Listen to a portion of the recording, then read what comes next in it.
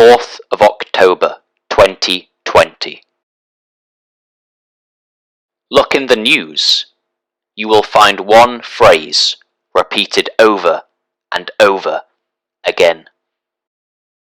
Coronavirus.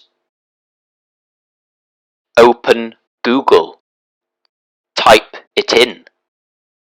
Look how it has exploded in attention. Look how it has exploded across the world. Look how it has exploded into our daily lives. I stand in a perfectly normal school. Normal has changed. Hazard tape lines the floor. Hand sanitizer and disinfectant wipes at every corner. Mask-clad students. And don't ever forget the all-important 2-metre social distance. This has all become everyday, the new normal. Around 1% of the UK currently has this deadly disease. Rewind to March 2020, and this number could have been 100 times higher. Join us today as we explain why it took so very long for our country to wake up to this very new threat. I stand in one of the oldest farming villages in the UK, Dunnington in York. Nearly 1,000 years ago, these streets were full of Anglo-Saxon residents. But just a few months ago, this was utterly deserted as a modern-day plague spread among us. The farms here have remained open throughout the lockdown to supply the nation's growing demand for food. During this period, grocery sales increased by over 20% as supermarkets hiked prices immensely. More and more people in the UK are unable to afford these basics, such as food. This creates a vital need for charity help, such as food banks.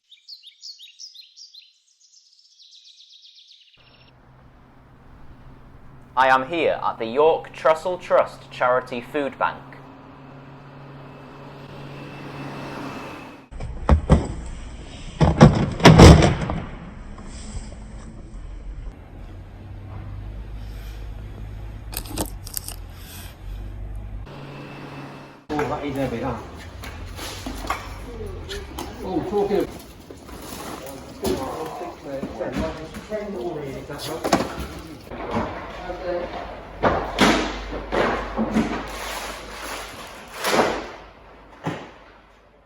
Since 2012, this service has helped thousands of those in need around York.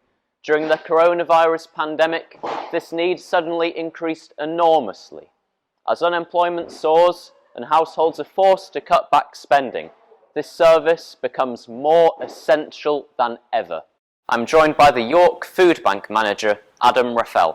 Hello, so I'm Adam, I'm the project coordinator at York Food Bank. Would you like to explain how demand for the food bank has changed during the lockdown? We had an initial spike right at the outset of the pandemic, where unfortunately we had around about 4 times the normal number of people who would normally be referred to the food bank who had to access the services in April. So that was very busy. Since then it's not been quite that level, but we've still been very busy through the past 6 months. There is quite a large supply of donations in this warehouse. Were your reserves ever under threat during the pandemic? That's the problem at the moment. We're in a pandemic situation, economic hardship is biting a lot of people, and we really just don't have any idea what the future holds. So the answer to that is we're just so grateful for anything that comes into the food bank.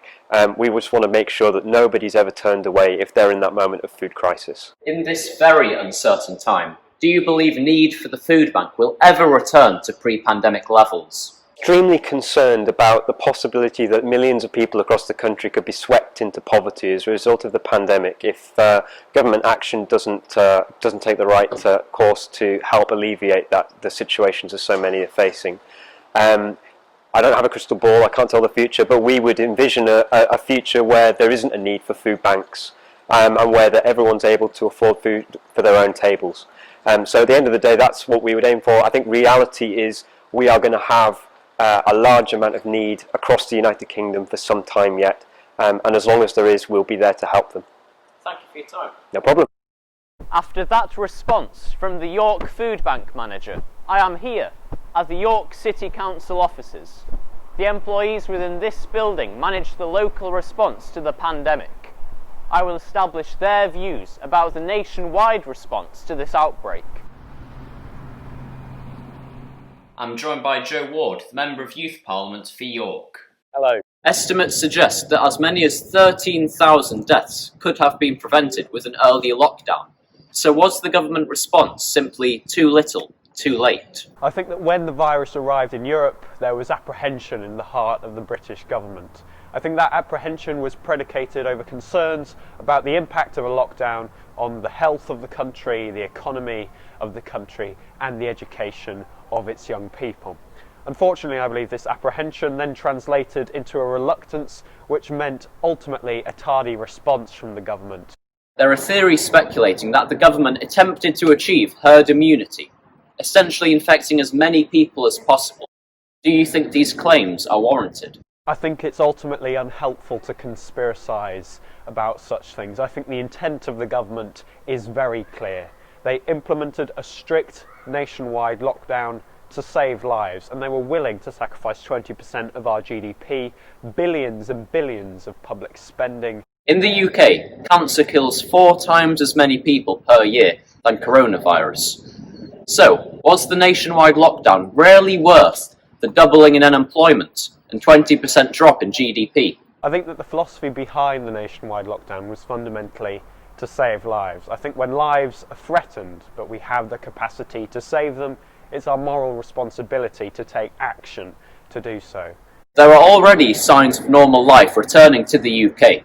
How complete do you think our long-term recovery will be from the coronavirus? I think something that we're hearing quite often now is this concept of a new normal.